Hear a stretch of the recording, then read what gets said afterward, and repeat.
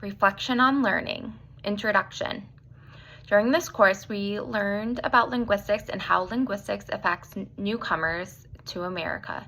During this course, many of the required readings and assignments focus on language acquisition and how to be cognizant of and apply different strategies and different ways individuals acquire language to our teaching. And this presentation is a reflection on my learning of this course. Although I knew every language is different and different sounds are made for every different language, I was surprised that English does not use all of the IPA, the International Phonetic Alphabet, and that English uses different sounds than all other languages. Well, not all, but not every language uses all the sounds we use, and other languages don't use all the sounds. And they use other sounds that we don't use. So a student's native language is of course important to them, their education and who they are, but it's important to understand that based on where they are from, and their native language, many students may not be able to pronounce all sounds. So I think that's super important to remember when working with students, especially ELL students. So a personal experience when I was a language learner comes from when I was in high school. I did a Hebrew immersion program at summer camp. I remember feeling very lost the first few weeks and very, very slowly began to acquire more and more language. The counselors had to act out, not just for me, but for everyone. They had to act out and provide visuals of what we were doing for the next activity. So they would be we are going to sleep. So I thought that was very appropriate and fitting, as in past classes have discussed. That is a critical accommodation or modification we use for our ELL students. My attitude changed a lot during the duration of this course.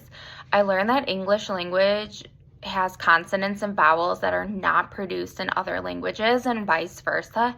Therefore, if a newcomer cannot pronounce a word or sound correctly, it may not be from their lack of trying to produce that sound correctly. A personal belief I had that was very validating during this course was that the earlier you start acquiring language or learning a language and hearing a language, the quicker it is to pick up on it.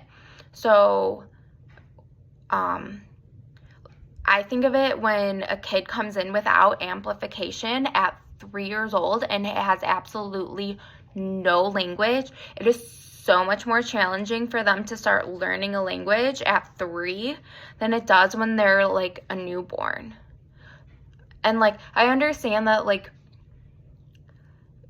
it's impossible to learn a language without amplification if they can't hear, but as soon as they get the amplification, or as soon as you know your child is deaf, you should be working on those language skills, either in ASL or spoken English or home native language. Activities I plan to engage in the future to meet the needs of my new students that come from different linguistic and cultural backgrounds are having students create an about you assignment. It could be a poster, it can be an essay, kind of whatever their creative output is. But I would really love for them to write and present in their weaker language, which would most likely be English, so they can start working on those English skills and start practicing writing the syntax and grammar of English. But again, I wouldn't not discriminate. I wouldn't take off points based on their abilities. During this course, I learned a lot of information that will have immediate use to me for my ELL students, such as the hypothesis of Cummings, Goldenberg, and Krashen.